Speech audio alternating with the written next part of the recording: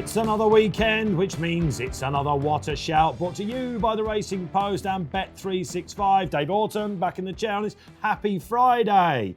Whew, another sizzling weekend, another sizzling guest. Let's go straight to Josephine Gordon, joins us on the show. Josephine, fantastic, your What a Shout debut, welcome. Hi. Are you ready for the What a Shout treatment? That's the question. I'm not too sure. I'm feeling about it. So let's just tell the viewers a little bit about you as if they need to know. Group winning jockey, apprentice winner. We had Stevie Donahue on last week, 2006, 10 years later. You rocked up and did it as well. Was that 2016, wasn't it? What a year. Yeah, that's right. Yeah, no, it was a brilliant year. Obviously, I was up against Tom Mark Wand, who's one of the best around at the moment. No, it was a brilliant experience, and it was the aim, kind of at the start of the year when things started going very well. So yeah, you just had to slip that in, didn't you, against Marquand? Fantastic, absolutely. Was it 50 winners that year? I did a little bit of. You've got a good Wikipedia page. I've got to say it. Your mum ran a livery yard, didn't she? Basically, is that how you got into racing? Yeah, so mum's got a livery yard at home, and she's taught me to ride. And we ended up getting a pony, and we couldn't do much with it because it was too quick. So I decided to pony race her, which was, it was good fun. I think after my first pony race, I decided that I was going to be a jockey. That was the way forward. And let's face it, Josie, you're one of the well-established jockeys out there. And what were you doing in lockdown when it came? I mean, what on earth? Did you enjoy lockdown? Stevie Donahue last week said, fantastic, I've got everything done I couldn't usually do. Did you, or were you sat on your, sort of sitting on your hands? How did it go for you, Joe? I think the first 2 weeks I was probably going a bit mad. I didn't really know what to do with myself. And then I found a new hobby of painting, and apparently I was planting as well. I've got loads of flowers in my garden now. But yeah, I've become a little bit of a handyman. So I think after a few weeks I was really enjoying it. Now, that's a seamless link because a handyman has joined us back in the panel. Paul Kealy, before we go on to you, I know you're a big fan of Josie Gordon, aren't you? Yeah, You yeah, genuinely definitely, are. I remember you tweeted something at one point, something about it being criminally underused or something. Yeah, I think that's right. I mean, whenever you see a boot home a winner, I mean, you know, she still looks as good as ever. I mean, I hope she carries it. I mean, the great thing is she's still getting rides from Godolphin. Got one today at Beverley. Gentle Look, who I think's got a big chance, and hopefully Josie will tell us a little bit more about him in a minute or two. But one of my favourite rides from Josie was the Victoria Cup in 2017. Had a proper bet on that one. Name? Really Fastnet Tempest. For William Haggis? For William Haggis, yeah. Top trainers are using her then, and, I just think she should be used more often now. Yeah, my son's a massive fan of yours, Josie, as well. Anyway, what chance has Gentle Look got today? Because I'm on Josie. We're recording on Fridays, if you didn't guess. If you're watching on Saturday and you missed this bet and it's hosed up, cheers, Keels. Gentle Look, is that why you're going up to Beverley on Friday then, Josie? Yes, I've got a couple up there today and also one for David Barron. Obviously, Saeed bin Saroz, just a little bit. He's been a little bit. His last few runs have been a bit kind of disappointing. So hopefully we'll come on again and we'll get back into form a bit. Saeed's horses are running very well at the moment. I've been going in there a bit and they're all working well. So fingers crossed. Saeed looks like he's coming right back to form now, doesn't he? Waiting in the wings from our sponsors. Pat Cooney, we've brought you back in for another week. Back at home this week, Pat. Yes. I was at Newmarket last week. I'm off to Newbury for the 2-day meeting tomorrow. So, busy onwards and upwards. Looking forward to it all. Great to have you back, Pat. You'll be giving us the news and views and all the markets and the races that we're covering. Let's have a look at what's coming up on the show then. As usual, the hot topic. We'll be looking at the clues from last weekend, getting the panel's views on all the big stories, the big calls on all the big races. We'll be previewing the top races, just another classic, the Irish Oaks as well. Then at the end of the show, we'll get the naps. Well, in case you haven't heard, the Racing Post Members Club just got even better. The subscriptions team this week have launched the Ultimate Daily, an exclusive newsletter that's been coming to you. It's been exciting stuff so far. If you haven't got on board, check it out in your Ultimate Members Club. This week, this Saturday, Tom Segal, nonetheless, will be doing it Saturday evening. 2 horses for his tracker. Don't miss out. Right then, time for the hot topic. Now, before we go and hone in on our hot topic, only right that we say a goodbye, a proper goodbye to Barry Geraghty. Oh, that makes you feel a bit old, doesn't it? Now that Barry is stepping out the saddle. It was a quick word. The amount of top jockeys that advertise since I started following racing is quite scary, really. But yeah, no, fantastic jockey. I mean, his association with some brilliant horses, and obviously, Sprinter Sacre being one of them. There was Kicking King, obviously. Moscow Flyer. Like, I mean, he's been there, he's done it all. And it's good to get out in one piece. Like I said, he's 41. He ain't going to go on forever. He's a jump jockey for a start. He's had some tumbles recently. He's had some tumbles. They all have, haven't they? Yeah. Like they've all got to give up. He comes across. I only met him a couple of times, but he comes across as a really nice fella. Like most Irishmen, he talks well. The media career is one of his avenues. And I'm sure he'll be snapped up by somebody.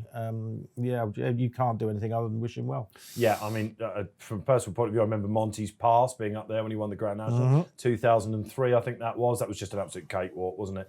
And I've never seen a better jump jockey around Ascot. That was just a personal thing. It's my local track. I went there and he was just absolutely brilliant there. Nicky Henderson, of course, before he went to JP McManus. Who's going to be the next JP McManus rider? That's fascinating, isn't it? There's a market on it. Guess where? I mean, I go for youth over experience, and John Joe. John Joe. He's very, very good, isn't he? That's what I'd do.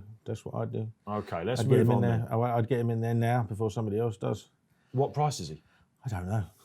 Absolutely no idea. Don't play poker with Keels, that's for sure. Okay, let's move on then to our hot topic. One a day. I want to come to Josie Gordon with this. One a day then, Josie. Jockey's restricted to one meeting at the moment, but as life gets back to normal a little bit, it looks like that might ease. First of all, how's it gone for you, this one meeting rule, Josie?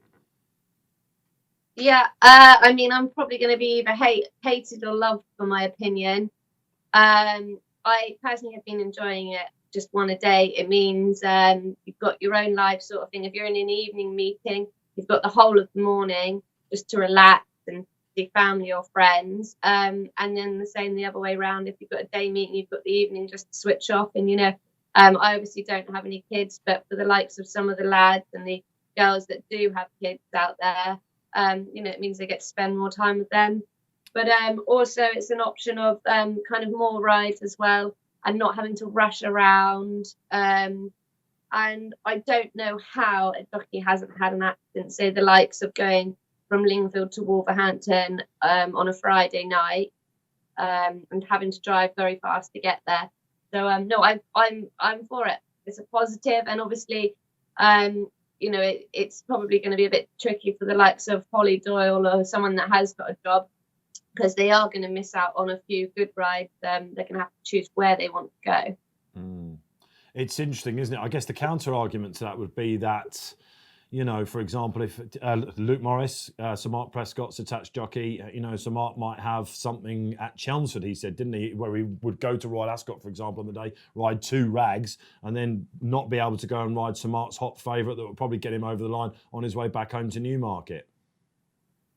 Exactly, yeah, look, there is pluses and minuses, but I mean, for me, it suits me down to the ground, and you can go to one meeting and fill up a race card, so it's I think it's positive. Okay, Keels, give us a word on this one. Well, yeah, I mean, it points down to how much can they earn, and is it viable when we go back to normal? It's all right, we've now got 8, 9, 10 race cards every day. If we had 8, 9, 10 race cards in the future, I would say it would mean a closure of a lot of race courses, because there's just not enough horses to have the number of fixtures that we normally have and have 8, 9, 10 race cards. So if we just go back to normal and we've only got 6 or 7 races at every meeting in the height of summer, when there's 7 or 8 runners in every race or less, then opportunities for jockeys to earn money, which at the end of the day, they've got to get a wage. And a lot of people are going to say that. Like, I think Stuart Riley did a big feature on jockeys and how much they earn in February. He did. And the average earning after tax and everything is 30 grand a year. That's not a lot of money. Right? And the mileage they do, etc., even to go to one meeting. So I can understand it suiting while there are lots of races, but it means, for me, it would need a total restructure of racing to allow jockeys to have enough rides to make money. Otherwise, you're putting people, they're borderline over the breadline, you know what I mean? It would just let's say someone does 300 rides a year and they can only go to one meeting and it's only 6 races a day. Yeah. They could be cutting their rides down by 20%. This year it's fine, isn't it? Whereas next year, if we do revert to normal, 6 race cars on That's the what will normal. worry me. You might find out, well, hang on a minute, there's only 45 runners at this meeting. I'm only going to get one ride. It's what, is it 120 quid or something for one ride? You've got to pay your valet, you've got to get there. And if the opportunities like that dry up, then you're going to have a lot of people who can't afford to live. Wow. Okay. Pat Cooney, this is something you've been quite vocal on, isn't it? Just give us a snappy line on this one day. You're a big fan, right? Yeah, I'm a big fan. I just think everyone's healthier as a result of it. But I do take on board Keels' point that, there's plenty of horses to go around at the moment. I'm not so sure I'd want those 6 race cards to be divided. And instead of having one 14 race card, we have a 114 runner race. We have divide it and we have 2 7-runner races. I think that suddenly gets a little bit contrived. So I think it works at the moment. I do suspect it might just ease back to how it used to be, though, once we get through the latter stages of the year. It's all been so fantastic, hasn't it, since racing resumed. However, as life comes back to normal, debates are out there. Right then, let's have a look at the racing clues from the last weekend. Just another Group 1 for you this time at Newmarket with the July Cup. Keels, it's come to you. Oxted, Roger Teal. Had a lot of frustrations, hasn't he? If you think it tipped to win. Who's the horse they named after Troy Deeney that ran in? The Kensai Warrior as well. Things just haven't gone to plan, and then all of a sudden, boom. All of a sudden, bang, they've got their Group 1 winner. A good winner as well. No fluke about it whatsoever. Brilliantly ridden by young Kieran Fallon. Yes. He's just going to be a star, isn't he? Story of the race, I mean, he's, how good can he be compared to the old man? Don't know, but he's on a fairly high upward trajectory. Talks a good game as well, doesn't he? Yeah, talks a good game. Seems to be very level-headed. I mean, he is very good. He's being used by all the right people. He's excellent. The horse is pretty good too. Do you think missing Ascot was the key? It might have been. It might have been. I think, of course, obviously the ground drying out suited him. But there weren't any excuses in behind. I think Carden might have finished a bit closer with the run, but he wouldn't have won. Right horse won. Yeah, I was on Carden. Josie, what did you make of Oxted in the July Cup? Yeah, I agree. I think he's an improving little horse. They set a nice, good gallop, and I think he had every right to win. Definitely, it was his. I don't feel there was any excuses. He stayed on well, and Kieran gave him a lovely, relaxed ride. He was the last one on the bridle, and he picked up well. It's remarkable for a man of his experience, shall we say, to get that Group 1 over the line, isn't it? What's that going to do for his career, coming from another jockey? Oh, he's going to take off now. I actually remember picking him up, I think, from up north and bringing him down to Newmarket. And I don't think he'd even sat on a horse at this point, really.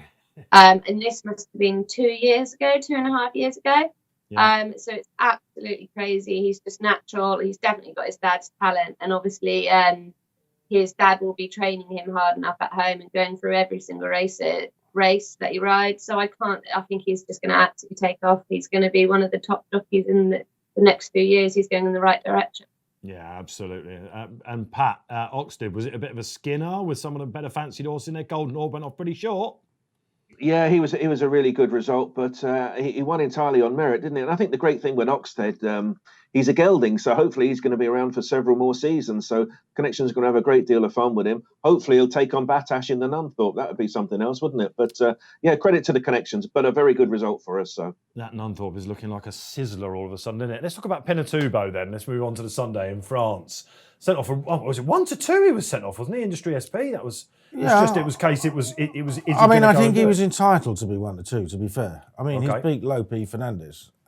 He ran well though. Lope Fernandez was drawn away from it when he finally showed what he was made of. He did run well, but it's still a case of so what for Group 1 form, isn't it? He's beaten Lope Fernandez. 2-year-old. Don't get me wrong. Pinatubo was an absolute superstar 2-year-old. He hasn't trained on as everybody had hoped, but he's still a Group 1 horse.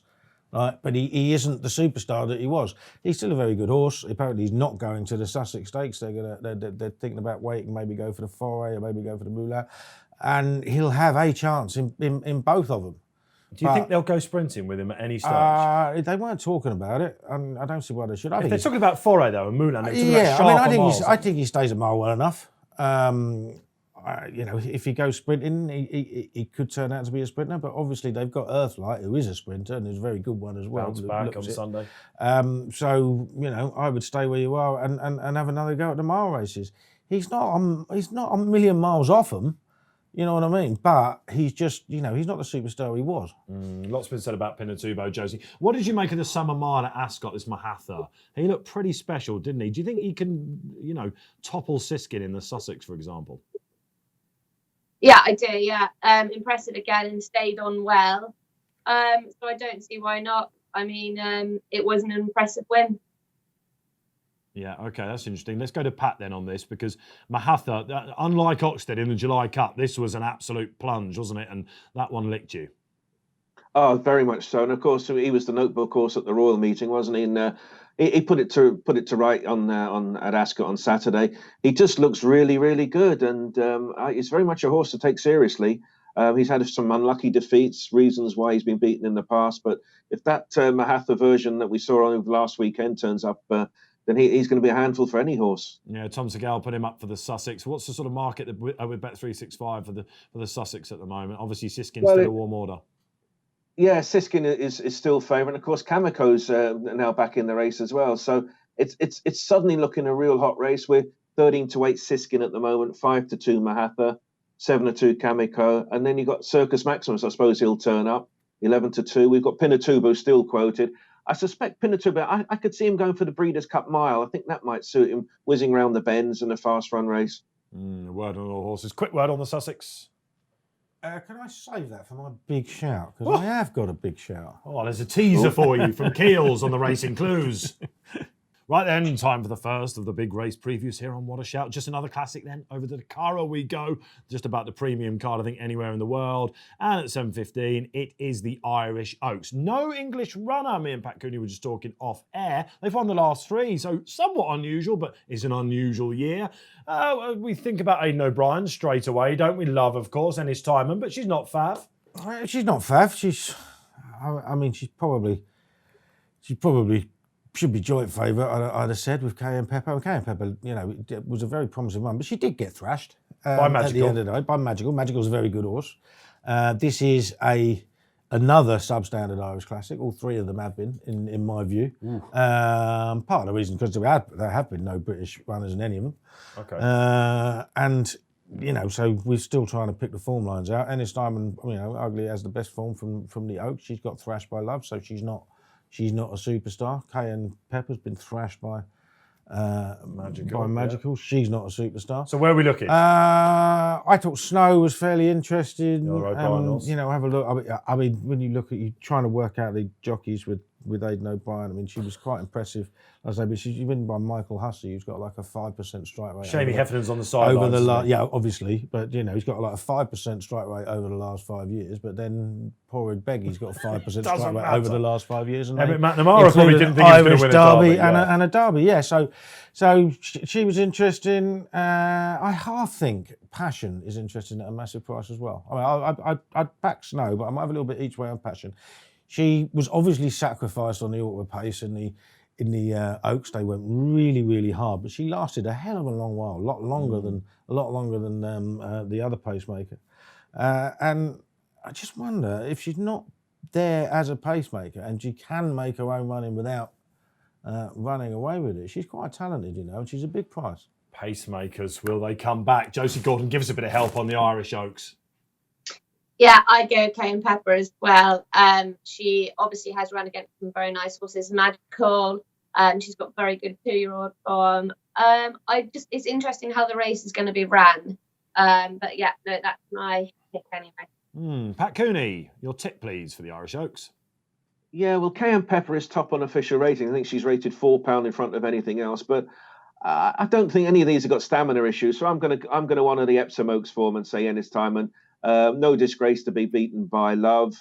She finished in front of a couple of decent ones. I suppose I suppose she might be my selection. But as Keels touched on, these aren't superstars by any means, and you could just see some of these at a bigger price suddenly emerging at the furlong pole with realistic winning chances. But I'll honour the Epsom Oaks form, Dave. Great opportunity for maybe a filly slightly under the radar to win a classic then. I like Ennis Timon as well. The slight worry about the third one coming so quickly, but I thought Stamina Grounds for KM Pepper might be a slight worry. There's the Irish Oaks and a little bit of help. 2:30 at York there, the next big race we look at just happens to be a John Smith's Cup, an Irish Oak to a John Smith's Cup. Well, possibly, since I've been in racing, one of the biggest betting races all flat season. Usually this happens on what we call a Super Saturday, the July Cup. Well, it's got its own place in the calendar and it's going to be the afternoon highlight. I'm going to come to you, Josie Gordon, with his 22 runners, 7-1 the field. Which horse would you like to ride?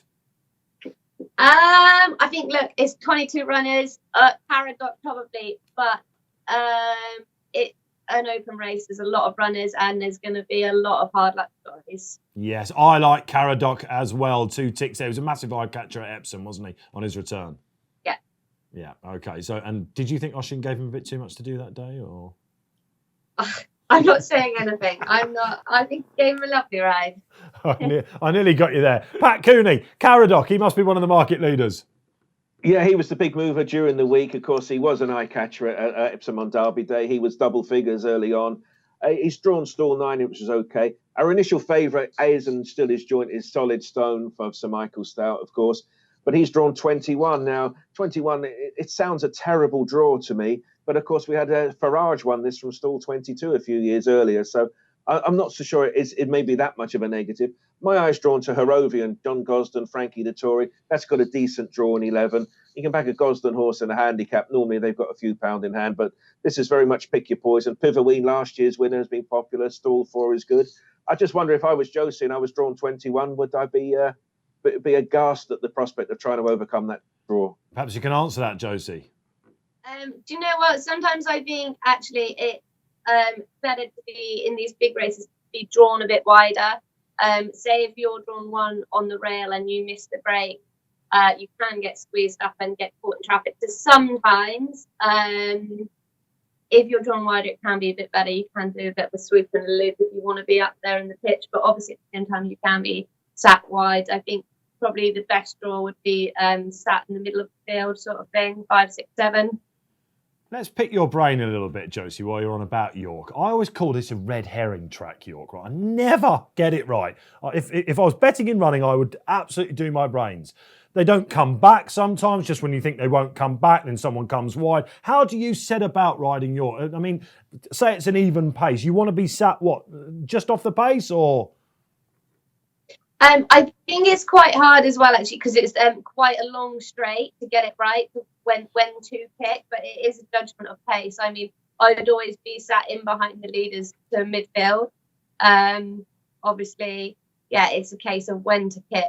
When to sit. Okay. One of the benefits here on What a Shot is you get some premium content before the paper comes out. What is Paul Kealy going to tip for the punters one of the out things, there? I wouldn't worry about the draw. I mean, you get plenty of high drawn winners of that race. They tend to swing. They've tended for the last, decade or so to swing straight into the middle rather than hope that far away. Why don't they go to that far rail? Don't know. I mean, they used to. I mean, years and years ago, you used to get on that far rail and you couldn't get anybody off it, and you couldn't peg them back. But it's all changed now. Basically, it's like most tracks. You can win from pretty much anywhere.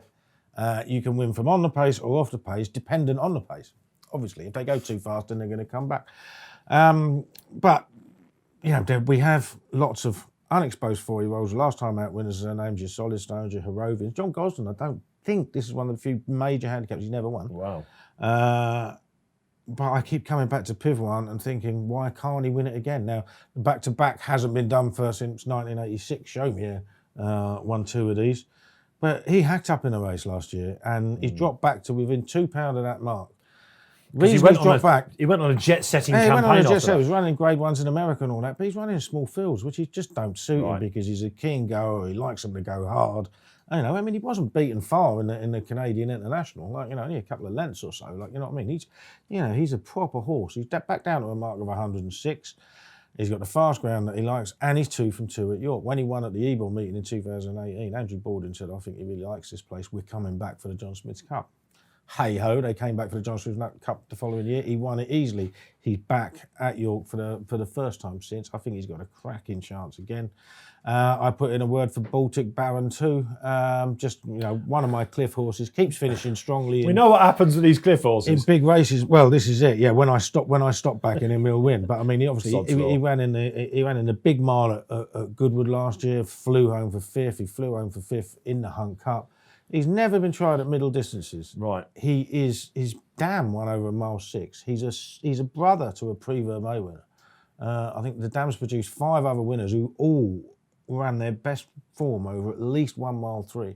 He's finally going up. I think he's got tongue tie, cheek pieces. He's got a £5 claimer on. It's all there. They're throwing everything on him. He's not badly treated, and his single best piece of form came at York. So, to me, they're my 2 against the field. There you go, 2 for kills then. Me and Josie like Caradoc and an old Harrovian, Pat Cooney. Let's go back to Newbury then for the Group 3 Hackwood Stakes. Bit of a minefield this, I've got to say. I was tempted by some of the 3-year-olds, but I've gone for Summergand. I thought that I really liked the way that he won at Pontefract. He missed out, didn't he, at Royal Ascot? And I thought, is he going to be one of these horses that just doesn't quite get over the line? Now he's got that burst of confidence, there's speed around him. Summergand for me. Paul Kealy. Another one of my cliff horses, Summergand. You weren't on him at Pontefract then? I wasn't. I don't bet at those odds. It's one of those. I always find myself. I sometimes think as a tipster, I try and be too clever, and you miss the obvious. And the obvious, no comment. Which I'm going to miss is the Tin Man, who is like 6-1, and if he was to come back to his Hello Yumzane second in the Sprint Cup last year, then he's out of reach. You know what I mean? Of most of these, unless they step up again. He was okay at Royal Ascot. I mean, he was only 7th, but it was first time out this year. But he did blow out in this race. 6-4 favourite in this race last year, remember? And he blew out. He's still got the ability, probably, but I don't trust him. I like Summergand, and I think the thing at Pontefract was he cruised into the lead. He did. Hitting the front far earlier than he's ever done in his entire life. Surely that tells connections that he doesn't have to be bombed right out the back. You know what I mean? Because George Bowen came to him, and George Bowen is fantastically well handicapped. He's dropped £16 in the last 12 months. Okay. Right? And when he hits form, he's miles better than his mark.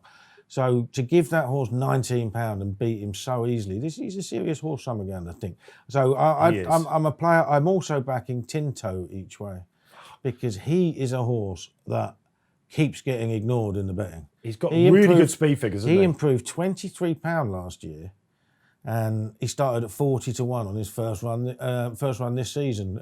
After a bit of all weather in the winter. 40-1. He came out, and who did he beat? Summergand, off levels in a race at Newmarket. Blew out, didn't run so well in the Wokingham, but then he missed a kick in the charge at Sandown, Group 3 race, and he absolutely flew home for 3rd. I mean, he just keeps on improving, and he's 16-1 or something. I think he's got an each way shout too. It's one of those tricky races. These sprinters tend to take it turn after turn, don't they, Josie? Is there one you like? Obviously, I really do like the Tin Man. He's kind of a public favourite. Everybody loves seeing him win when he's in form. Again, like you said, Pinto missed the break last that day and stormed home. So I'd love to see the Tin Man win, but I do think Tinto's got a great chance. Nice. Okay, Pat Cooney. Well, it's amazing, isn't it? We've got 2 8-year-olds at the head of the market, the Tin Man and Judicial. And, of course, the Tin Man did win this 4 years ago. But I think there's more reasons to oppose him at his price. He's still the horse to beat, perhaps. I quite like Repartee, a 3-year-old. He wasn't even born the last time the Tin Man won this race. But Kevin Ryan was quick to nominate this Hackwood Stakes for this fella after he made a successful reappearance. So he's in the equation. I keep trying to fancy Mum's Tipple at the price. I don't know if that York run really was just a one-hit wonder, but he's been in group company both races since. Maybe 6 furlongs on better ground is going to show him a favourable light. Ryan Moore, I'm half trying to fancy him with maybe reservations. I think Repartee might just be the horse who's going to come through the ranks and emerge. I was tempted by Repartee, I must say. If Mum's Tipple wins, we'll have to give up the game, won't we? I think he's one of those horses that works the house down at Hannon's, isn't he? Quick word about him. He's got that one line of form from York that the red herring track has superstar written all over it, doesn't he? And he just hasn't done it since. I mean, they can bounce back. You've seen horses surprise. You've actually seen a couple in sprints at Newbury bang out in front, and you think, oh, that can't stay there, and it has, hasn't it? You know what I mean? So you never know. I mean, I was looking at Repartee and I was trying to fancy him, and I just came to the conclusion that form's not very good. He just needs to step up that. You know £5 not quite enough, is it? Yeah. I was with you. I just got that idea about him. I was trying to fancy him. I wanted to, but I keep looking at him and thought, yeah, not sure. It's a big worry that we're agreeing on this race, I have to say. It would be a bigger worry if Mum's Tipple comes and does us at the end. We'll need more than a tipple to recover. Right then, let's change tack. It's time for the big calls here on What a Shout. I'm going to give Josie Gordon, our guest, a big shout. Josie, you've got one that ran better than a bare form last time. Yes, I rode a filly there called the Blue Belower for Jonathan Portland. She's won 2 races now on the bounce. She did get beat the last day. I think she just ran a little bit flat. She's got good form behind a little filly that I won a listed race on. Called Mild Illusion. The first day I actually won on her at Wolverhampton. It was over 7 furlongs, and she just gave me a real nice feel of that maybe over a mile she could just be blacklisted type. So we'll see. I do think she was a bit disappointing the last day, but hopefully she just needed a few easy weeks. So if you were on that, do not give up the ghost. That's a question. Love that, Josie. Paul Kealy, while we're on the horses vibe, you got one for the Group 1 coming up at Glorious Goodwood. Yeah, the Sussex Stakes. Everybody loves, right? Punters loves, bookies love. They focus on horses that are unbeaten. 1, 1, 1, 1, 1. Ah, fantastic. The Frankel. Siskin should be 3rd favourite for the Sussex Stakes. Ooh. It is a terrible price. Anything under 2 to 1 is an absolute joke. It's short as 5 to 4 in places. The Irish Guinea's form is rubbish. It's no good. You've got to remember, Lope Fernandez sauntered into the lead a furlong and a half out, cruising by everything, and then didn't stay. Lope Fernandez. What did he beat? What did he beat last year? Monarch of Egypt? Yes. Is that what it's called? But he has bounced back. That form is garbage. Mo Hathers ran to a race post rating of 123, absolutely bolted up at Ascot. Now, I was one of those, when they're short prices and they've been unlucky, I'm one of the ones that lay those. I take them on, and I sat there red-faced for the entire race because it was obviously completely different class. Yeah, it was a huge eye-catcher. Completely different class to some good horses. I mean, I think Sandonato would have nearly won that Irish Guineas. That's how bad that form is. Kamiko, the British Guineas form is miles better. Kamiko beating Pinatubo, beating Wichita Lineman. Wichita lineman. Wichita lineman. McCoy's on it. Happy days. Yeah, Wichita all the way. You mean, of course, I should hope he should beat Wichita lineman. He's going on that much of a rant. He's gone back to Cheltenham. Kamiko's form is ace. So he's the bet. 4th in the Derby. I think Mo Harford will probably win, but if I was going to back a 3-year-old, it'd be Kamiko. Circus Maximus will beat Siskin. Be out of the 3. All right. Okay. My big call. Cheers for that, girls. I'm glad you got that off your chest. Happy days. Let him calm down for a minute. My big call is Super Sunday. They've got to stay, right? We're talking about these one-day meetings. What has lockdown showed us? Can we get out of this crazy pandemic? This terrible year that we're having. Racing has been the shining beacon, and the Sundays are fantastic. Let's not move it back to France. Let's not move it back to Ireland. Let's keep some group races here on a Sunday and have some sizzling cards. Pat Cooney, your turn for a big call. Yeah, much as we all love the great game, Dave, I think it's just a reminder just how tough it is for some of the trainers out there. Ed Vaughan retiring.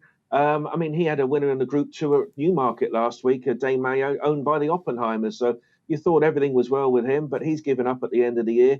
And it's just a reminder that there's plenty of trainers out there finding it hard work. It's great for us as punters. We just look at the form and we see horses turn up and we bet every day. But there's plenty of costs involved in the sport. So I wish Ed Vaughan well in whatever he goes on to do. Yeah, this is a guy, Josie, isn't it? He's had a serious career in racing. He's worked for some of the greats. Did this take you by surprise? Yeah, I think it's taken everyone by surprise, especially after having a big win at Newmarket. It's difficult. I don't know why. Maybe we're a little bit behind time with the money problem, the prize money. It's sad, and it's sad to see such a good trainer call it a day for that reason, almost because he has to, not necessarily because he wants to. Yeah, a sign of the times, isn't it? A horse that might just nick him a Group 1, be it here or abroad, and then he'll be retiring. Ed Vaughan, we salute you whichever way you go. Well, we're recording early here on Friday. Josephine Gordon, that's down on you. You're going up to Beverley to ride a couple of winners up there. So we're nice and early this morning, Keels. We've not got the decks, that means, for the Super Sprint. It's on a Sunday. The Super Sprint. Fantastic. Happy days. 5-1 the field, pretty much. At the time of the decks, there are some obvious ones. Where did you go? Yeah, there are some obvious ones, yeah. I mean, it's one of those that, I don't believe that punters really, they're not attracted to these sales races, but you have got a 20-1 race with 5-1 the field. You've got your Royal Ascot Form, Happy Romance, 5th to Campanelle. You've got Get It, 4th in another race at Royal Ascot there. Quite interested. Kevin Ryan seemed very keen on Tinocchio in the we were weekend. agreeing again. And apparently, he impressed the sectionals boys as well. I covered that race. He's got a bit of weight for what he's actually done. I mean, obviously, the weight is down to the sales price, but he's giving weight to horses who've got better form in the book as it stands. But he does look very nice. And Hamilton Racing, Simon Turner, Racing Post handicapper. I covered that race at Hamilton, thinking I was going to be looking at a fairly ordinary card, and he was my star performer that day. The time was good. He'll do for me. Yeah. Josephine Gordon, you have one. I put Jojo Rabbit. Obviously, I think we're a big price, but I don't know if you ever sat and watched Holly get one out the stalls. She's very, very good at getting them out. Obviously, last 2 runs haven't been great, but I think if Holly gets them out and gets going, I think we'll have a great chance. She's brilliant at that, Joe, isn't she? That's the one thing that trainers that's what they really like about her, isn't it? Within stride, she's nearly in the right position. Yeah, you see her little leg flapping around, she'll hoof them out. Yeah, she's good at that. She is probably the tiniest jockey I've ever seen, I think, Ollie, I've got to say that. Pat Cooney, let's go to you then for a shout on the Super Sprint. Yeah, I keep coming back to Get It, and the 4th in the Windsor Castle, and that was from a bad draw. Tactical won that race. He's come out and won since. The form's very solid. It's been well boosted. Get It ran from trap 1 that day, and the winner was Tactical, was in stall 20. So I spoke to Clive Cox on a Newbury Zoom call yesterday, and he was optimistic of a big run. It says the horse is fine. The one caveat that all the trainers did say, though, was I want to have a high number. So I would reassess your calculations depending on the draw. There was Tom Clover, Clive Cox. They're all saying, yeah, we're fine, we're hopeful. Just give me a high number. I think the last 8 runnings of this race have all been double-figure digits in the stalls. So that's going to be a key factor, I think. Thanks, Pat. Good advice on the Super Sprint. Time for the My Racing Double then. Good to have the guys at My Racing on board. Check out their .com, of course. Exclusive tips and analysis. They've got a huge Twitter following. This week, 250, they've gone for Habor at Newbury. And up at York, 340. Paul Kealy likes this one as well. Arctic Fox at a price. Right then, weekend winners. Nap time. Josie Gordon, take the floor. If I could ride one horse this weekend, it would probably be the Tin Man. When he's on his good days and going days, I'd say he'd give you a brilliant feel. And, I've said it already, he is one of the public favourite. And even when the jockeys are watching him, they're all cheering him on. So, that would be my ride for the weekend. Lovely. Okay. Well, I'm looking at Newbury as well. Progressive William Haggis filly called Tomorrow's Dream in the 250 on Saturday. Paul Kealy, strongest of the weekend? Yeah, I got an interesting one. I always find it fascinating how a horse's price in its previous race affects its price for the next race. And we've got Arctic Fox running at York. She's been 50-1 and 40. Or she's been 50-1 and 40-1 on the last 2 starts. Had she been 6 or 7-1 last time at Whippen, she'd be favourite for the 340 at York, but she isn't. She's about 10-1. She was really eye-catching. She didn't get a run 2 furlongs out. Flew home for 3rd, to be 3rd at Dark Jedi. And she's gone to York twice, and she's won there twice. And she's won a couple of decent races, decent, little handicaps that have worked out well. There were horses behind her called Vivid Diamond, and in the other race, Macari. They are both among the highest rated horses in the listed race at Newbury on Saturday as well. And would both have to give her chunks of weight now. She's a pound lower than when she last won. Bookmakers seem to have sided with Al Muffrey, who went off a reasonably short price at Royal Ascot, but has now run over 1.5 miles twice. Finished 17th of 17 on his last start last year and 10th of 14 this year. It's what you call a bookie horse elder, isn't he? Yeah, exactly. So Arctic Fox, 2 from 2 at York, really eye-catching run last time, and it's about 10-1. Talking to bookies, Pat Cooney. I'm at Newbury, 2:15 Method. I fell in love with this juvenile. He made an impressive winning debut at Donny. He won well. He won by 4 lengths. At the time, you're thinking, yeah, but what did he beat? The second horse that day was Fev Rover, who just got beat ahead in a group race at Newmarket last week. So not only was he visually impressive, the form stacks up. So I'm expecting a big run from him in the 2:15 at Newbury tomorrow. Method for me. There's your 4-timer. Naps for the weekend. Okay, then, that brings us to another end here on What a Shout. Josephine Gordon, thank you so much for joining us, Josie. Good luck up at Beverley and the weekend as well. Thank you. Have you had good fun? Yes, I really enjoyed it. Thank you. Thank you for looking after me. Well, that's all right. You're welcome back anytime. Please do come back on. Paul Kealy, you'll be back on next week. I will be back on it. Hopefully, a little bit richer after Josie's booted home Gentle Look Up at Beverley. You heard it here. You heard it here first. If you're looking back at Saturday and this is hosed up, I can only apologise. Pat Cooney, great to have you back for another week, Pat. Yeah, always enjoy it, Dave. Thanks a lot. Of course, Bet365 sponsoring so many races all over the place. You can check out all their markets. Don't forget to get your questions in for the panellists. You can do that below, or indeed look at hashtag What a Shout, Facebook, YouTube, wherever you're doing it. Twitter, we read them all. We love to get your feedback. Don't forget Gamble Responsibly this week. It's our motto here. There's so much to aim at. Hone in. Don't forget you can download the free Racing Post app on the App Store or the Google Play Store. That's about it then from What a Shout. Until then, see you next week.